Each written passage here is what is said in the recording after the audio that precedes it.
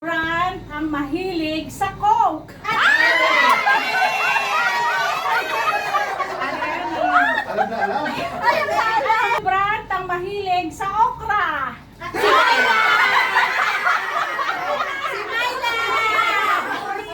Sabi niya ako.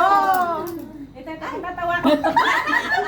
Sinong celebrant ang mahilig sa itlog na itim?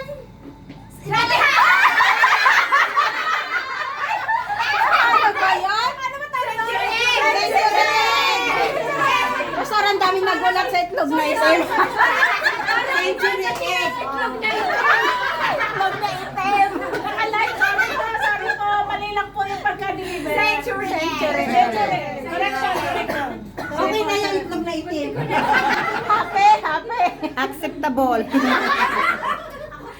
Sinong celebrant ang mahilig sa macaroni salad? Alam. Sinong celebrant ang maghilig maglaro ng badminton? Si Jibina.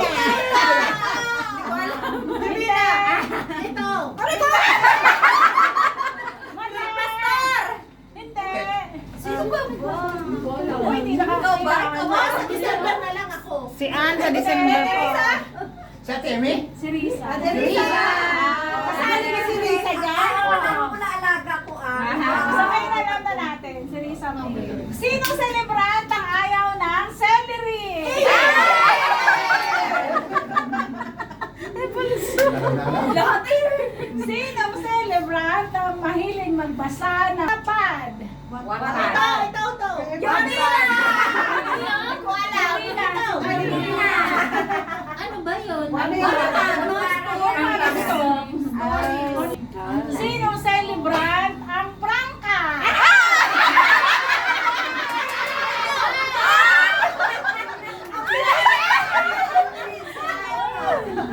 Sinong celebrant ang mahilig sa totong at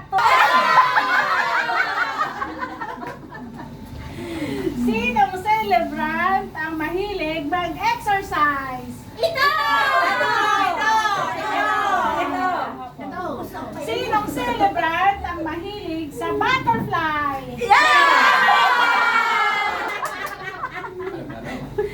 Sinong celebrant ang mahilig sa kutsinta?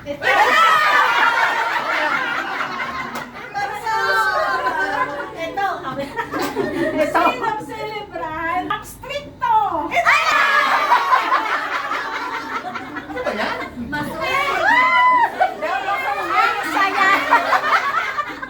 Sinong celebrant ang mahilig sa pritong isda? Ikaw ba yan? Ate Mayla? Si Risa. Ba't parang hindi natin kilala si Risa ngayon?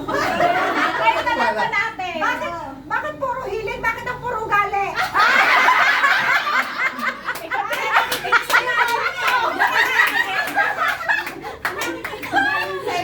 Hindi na pwede yung fashionista. Para Sinong celebrant ang mahilig manood ng YouTube at teleserye? Si Ate Amy. Super okay na lahat. Sinong celebrant ang mahilig mag-drawing? Ayan, si ano?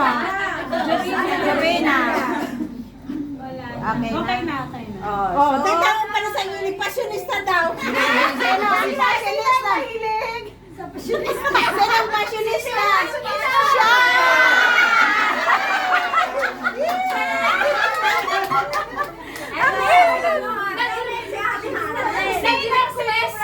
Sinong celebrant ang kaya magpaawat sa badminton? Ano ba may sa bowling?